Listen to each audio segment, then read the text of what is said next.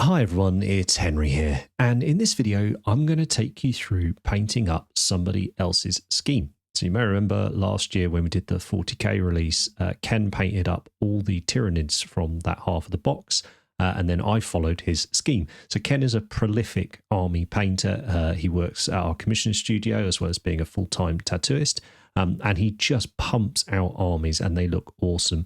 And if you saw my Skaven video the other week, what I didn't want to do was let my indecision or inability to come up with an army painting scheme for these rats due to my sort of obsession with them. I didn't want that to mean we didn't put out a great army painting process for these guys.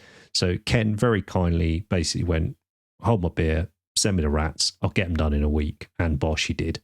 So let's paint.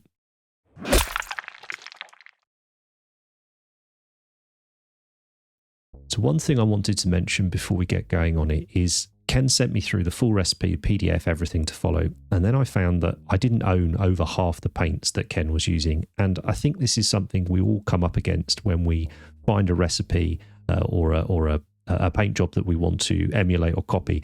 And it can be a bit of a sticking point. You think, I don't want to go and spend 50, 100 pounds on paint, or maybe you don't want to support that particular brand, or whatever reason it is that, you know, you don't own those paints. So what I would propose, this is what I do, is if I do want to follow a scheme, I will use the paints that I have on a test model and then analyze it at the end and see, right, what ones do I need to replace? What ones do I need to buy to get this exact thing I'm after?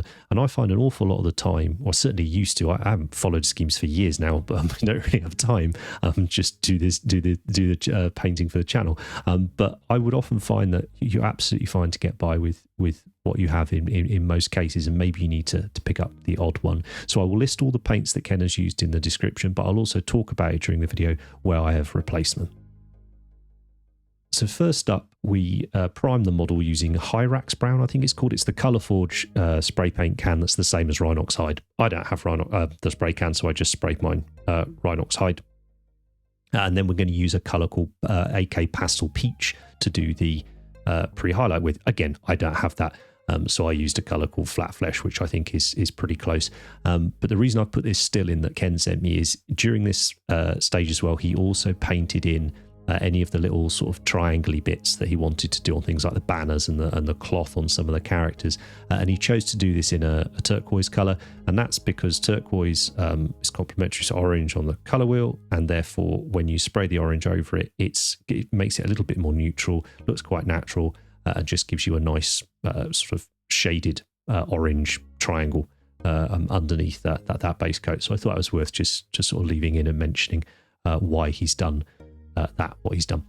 So as I say, I've used Flat Flesh here by Vallejo Model Colour. Now, if ever I am using an airbrush, it is our Cult of Paint Harder and Steambeck Infinity. So it's got a 0.4mm needle and nozzle in it.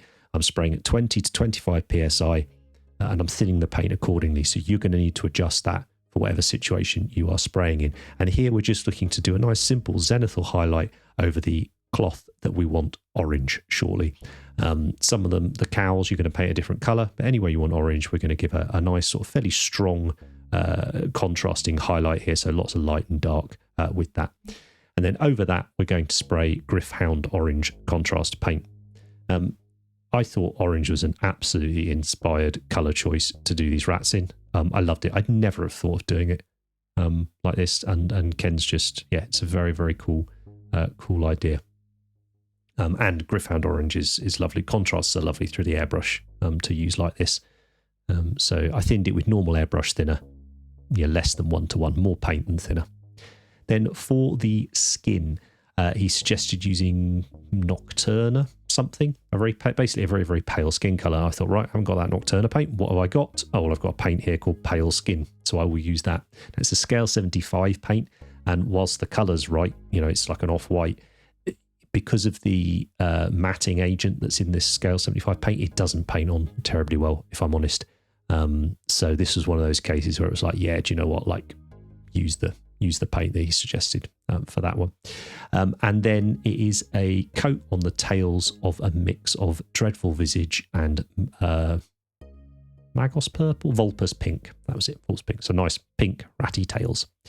And this was, I thought, a really interesting bit Ken did. So he took a mixture of colours here, sort of a nice dark red-brown colour, and sort of washed it. So just mixed it with water and washed it into all the areas like the eyes, the mouth, the ears, the hands, around the toes. So he's kind of, what he's doing here is going in and now pre-shading the skin, but with his hairy brush. And again, you'll notice if you've watched the previous Skaven video that I chose to airbrush the skin and then hand paint the cloth. Yeah, so it's been good to experience doing it in a different way. And again, Ken works completely differently to me, and it's so much fun following someone else's process and just trying to learn things from it. So here we're going in and spraying underneath now on the skin, Magos Purple, which is a contrast paint, a nice sort of pinky purple. And again, this is to provide some shading before we actually apply the main skin colour itself. I didn't know whether to call this grimdark or speed painting or whatever I call it will wind up somebody. But it's a really fun, fairly fast, fairly loose style of painting, and it's very relaxing.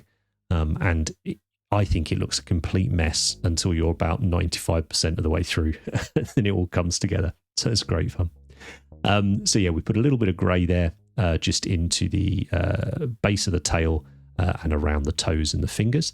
And now the skin colour. Now, Ken used Dwarf Flesh by Vallejo Express Colours. I don't have that, so I've used Guilliman Flesh here, contrast paint. Unfortunately, I think I went a bit heavy with it. It's always a risk with contrast paints is you apply a couple more layers and you think, oh, it's not quite dark enough. You do a couple more and then it dries much, much darker. And so I think I lost a little bit of the, I think I went too dark on the skin, basically. But we'll analyse it more at the end. Then for the wood, we're using a grey-brown colour, which is called grey-brown. And then a highlight using an off-white, in this case, white-grey. And Ken said he's made sure he put more of the highlight towards the top of the shields to create that nice bit of shading or transition going down the shield. And then for all of the wood, so whether that's the weapon halves or the shields or the bits on the war machines, and hopefully you've seen photos of the whole army, I'm going to be putting a load of them in this video, because I think that's how this scheme needs to be seen, is in context. Use a mix of grey and green here, Militarum and Basilicanum, and just washing that over those areas and leaving the brush exiting the miniature where the areas of shadow are, so we get a little bit more deposit of that pigment in those areas. Now it's time for some dot filtering, so one of my absolute favourite techniques, and Ken's using it here on the cloth. So we've got a yellow, a brown and a white oil paints. I've used ochre, burnt umber and white in this case. We're just doing little dots of them all over that orange cloth. So I do this a lot with armour. I haven't done it as often with cloth, but I think it's very effective. And what we're going to do in a second is streak it. So we're just going to sort of brush it down with a clean, damp brush with some mineral spirits on it. And Ken was very specific. He said deliberately leave some of those very, very visible streaks on there, just to create some interest, to create some excitement, I guess, with the material. I thought this was very, very effective, and certainly something I'm gonna try on things in the future, more often. I think it's worked particularly well for this Skaven, this miniature, but I could see it working well on stuff like Nighthaunt, maybe the Cruel Boys, things like that. I think it would be really cool on. It's really grunged like that, but I just think orange is such a cool idea. And then when that's dry, didn't take very long at all. We're using Ultra Matte Varnish here by Ammo Mig, presumably to matte everything down. I didn't ask him. I guess it's fairly obvious. Now, I just wanted to take a second to say thank you to those of you that support us over on Patreon. Supporting us over there is going to get you access to an extra video each week, usually by Andy over there, where he will be painting a model to a very high display standard, usually, or focusing on a particular technique, and they'll tend to be multi-part videos. Here's one he did on the wonderful Free Guild Marshall model a few months back. I thought I'd drop a clip of that in here because it's an AOS video. But yeah, we hugely appreciate the support you guys give us. If you didn't, we wouldn't be able to be doing this full time. And we're very, very grateful for it. If for any reason you can't support us over on Patreon, then your likes and your subscribes and your comments here on YouTube make a big difference to us as well. So thank you very much. For the metallic parts now, I've blacked out everything on the model that's going to be metal. Ken says this is by far the most laborious stage. I mean, it took like a minute per model. Just the little bits of metal and any areas of fur I've blacked out. And we've gone for a nice dark silver for the chainmail, and then a mix of copper and a bit of a dark brown paint mixed together to give us a base coat for the copper. Oh, I love these models so much. Just want to paint rats. I did this earlier and didn't read my notes properly. I should have done it at this stage. But here we've just mixed in that off-white with the grey-brown colour that we did on the wood. We paint that grey-brown also on any of the robes that we want to have this lighter colour. And then we just do these lovely streaks with the acrylic paint to highlight it. Love that. Very effective. And then for the teeth, just a grungy dark yellow colour. This is called Dark Sand. But something like, I know, Hobgrot Hide, or no, what's the other one? Xandri Dust probably would have worked quite nice for that. And then for the fur, Ken said he just split the Skaven into 2 batches, black fur and grey fur. Black fur and brown fur. So for the black fur, he's highlighted it up, just mixing some grey on the palette. So the white grey mixed into the black. And then for the brown, he took the grey-brown and mixed that in to create the brown fur. So just so there was a bit of variety across the miniature. And there's very, very little fur on these new Skaven minis. So again, it was just nice, very simple way to paint. Just trying to be sort of neat and tidy. And it takes 30 seconds, to do the rat. Certainly not much time. Not much time at all. Yeah, man, it's really fun following someone else's processes and seeing what you can learn. But I have to paint some rats. I have to do some rats to a high level. I'm determined to. So I think that Mordheim project needs to happen, and I hope you guys will find it interesting and it's not a disaster on the channel. Then it was time for an all-over brown oil wash, and the notes simply said brown oil wash. So I just picked sepia here because it's a nice dark brown, and I really like using it. Didn't say whether it was a thick or a thin wash, so I kind of erred on the side of it being perhaps a little too thin. And then if I needed to add another coat, I could. So you can see there on a bit of plasticard, the sort of consistency that we are looking at. And I say this is all over the model. So because all of the paint is dry underneath, we don't need to be doing any additional varnishing or anything like that. There's not going to be any reactions between the oil paints and the mineral spirits and the acrylic paint underneath. So yeah, we just use normal DIY shop white spirits to thin it with here for this test video. If I was doing the whole batch of Skaven, I would use something like Sansador, which is an artist grade odorless mineral spirit, which would be much more pleasant to work with. But when I do the videos, I tend to just use cheap white spirits because they dry quicker. Simple as that, really. I can move on to the next step. And I loved what Ken did with the basing. It's very, very simple, but I think it's incredibly effective. So we're just cutting up a bit of plasticard here into little cobblestones. I'm sure if I had used a knife, it would have been more accurate and all the rest of it. But this is speed painting, right? This is quick army painting, and you can't be spending hours and hours doing the basing. So big pair of scissors, chop them roughly into shape, and you're good to go. It is good enough. Then I've used a basing texture paint here. This is dry ground, but I think you can use whatever texture paint you like, really. Nice thick glob of that. And then just start popping these little cobblestone bits in there. I know this base is far too large for the rat, but I could not find for the life of me the bases for these guys. So yeah, just use one that I had to hand and just check where he roughly is on there. He's good to go. I have no idea why Ken chose to do the leather at this point after all the other stuff. Maybe so it has a different finish and it's a bit shinier. I'm not sure. But in the notes, that's what he did. So that's what I'm doing. So the leather parts, the straps and the pouches and stuff, we're base coating it using Thondia Brown, one of my absolute favourite brown paints. And then highlighting up using Doombull Brown with a little bit of the yellow in it, the dark sand or whatever in it. So simple little scratches. Ken said he sponged this on. I have no idea how he managed to do that. I could not sponge this on accurately enough. But I found it was just as quick to use the brush to do it. Then a quick highlight on the metals. So a lighter silver. I think I used Iron Breaker here, but just a bright silver. You can see all the work that oil paint's done. Lovely, lovely work on the blade there for us. And then for the copper, we just used the pure copper this time rather than mixed in with the brown, just to bring back a bit of that shine. It's a lovely trick. I think the contrast of finish, so your shiny stuff and your matte stuff, is particularly important for making an army that really sort of shows up on the table. And one of the things you can do by using that oil wash, that will really matte down your metallics, and then you re-highlight them afterwards, and that brings that shine back, and you get a lovely level of contrast and just a great looking metallic finish, in my opinion. And then a bit of classic Nihilakh Oxide for the oxidization on the copper. For the base, he just used a dark blue grey. I had dark sea grey, which I figured was probably going to be close enough. Slap that all over, really. Big fat brush and get going. Tell you what, this brush has done me so well. I must my 8 months or so into painting with it now. And it's great for everything from doing basing to base going to detail. I just love it. And then a dry brush by mixing in a bit of that lighter white grey that we used on everything else, really.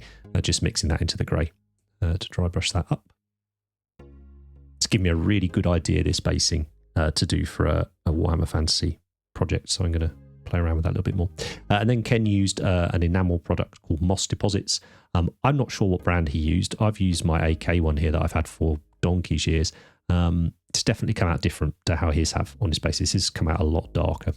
So I wonder if he used a different brand. And then lastly, I just wanted to touch on the Warpstone, because it's obviously not on the Clan Rats, but it is on these models, and I think it's the only other real point of difference across the other miniatures. So Ken used black green as the base coat for it, and then we're going to use moot green to begin the highlights on it. And with regards to finding the highlights, so I found if you just follow all the raised edges, and then each sort of surface of it will have an obvious change in direction.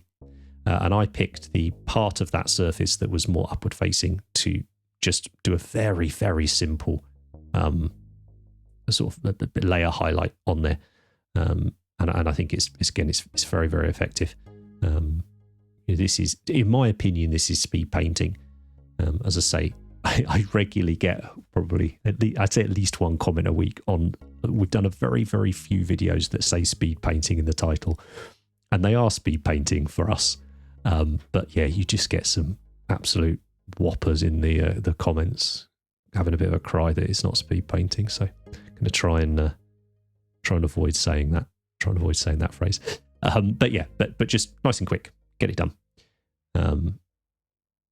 Make sure you're leaving plenty of that dark black green there. And you've got this lovely yellowy moot green highlight, which we then mix a bit of ice yellow into for the final few little dibs and dabs here. And Warpstone's important, right? It's an important part of the army. So actually, if it does take you, I don't know, 5 minutes or so, which this took less than 5 minutes, but it's taking you about 5 minutes a model to do it. I don't think that's a big sacrifice at all. I'm still stunned how Ken got this done, like after work in a week. But he did. And then for where it's sort of cracked into the skin, Ken suggests using white ink. You wash white ink into these cracks. Now, I was very lazy here. My white ink's up in the loft because it's in the box that I take out when I'm doing airbrushing classes. So I have just used normal white acrylic paint here by, this is Vallejo white. It is not as good as white ink for this application. 2 reasons. It isn't as bright because I've had to water it down a little bit. So the coverage is not as opaque, so it's not strong. And secondly, because the white ink is glossier, it flows into the cracks much, much easier. And then when it's dry, we put some Tesseract Glow over it. Now, I think Tesseract Glow is now in the contrast paint range. I'm not sure. It used to be a technical paint, but I think it got shifted over into contrasts. But it's still the same name. It's still the same product. Then we wash the Tesseract Glow in there. But you'll notice if we compare it to the one Ken has done in a second, you can see the difference the white ink underneath has made. Like it's much more vibrant the way Ken has done it with that white ink. There we go. See, much, much brighter. That's the rat done. Time to sort of analyse and consider what we've done and how it's, what the changes that need to be made. Firstly, just a huge thanks to Ken doing this. I've said it a few times through the video. It was so much fun following this scheme, and Ken paints very differently to how I paint, but I've certainly found a handful of things in this. I'm like, oh yeah, that's a cool idea. I might look at trying that on some future bits and bobs. But if we take a look at the colours, I think the standout one for me is I went too heavy with that Guilliman Flesh skin colour. I've lost. I think he's too orange. He's come out as, which is a little bit of a shame. But an easy fix. Would I go and buy any of the paints to be specific? No, I don't think I would. I genuinely think these are absolutely like close enough. They look cool. If this was the colour scheme I was going for, I'd use the paints I've got here. So that's that's kind of useful.